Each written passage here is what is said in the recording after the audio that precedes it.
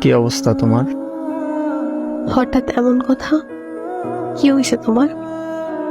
আরে তেমন কিছু না, বাসা দিয়ে নাকি ছেলে দেখছে। হুম, তো কি হয়েছে? ছেলের নাকি সরকারি চাকরি আছে। থাকতে পারে, জানি না। ও আচ্ছা। তুমি এত কিছু কিভাবে জানলে? তোমার কাজিন বলছে। ও আচ্ছা, এইসব খবর ও ভালো রাখে। তোমার পরিবার তো মনে হয় রাজি। কি করবে এখন? আমাদের সম্পর্ক কি এখানেই সমাপ্তি?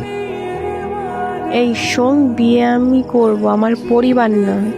আর তোর এত কিছু কে ভাবতে বলছে? তোর সামনে পরীক্ষা, তুই পড়াশোনায় মনোযোগ দে।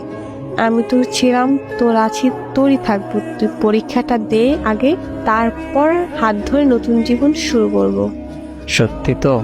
হ্যাঁ, সত্যি।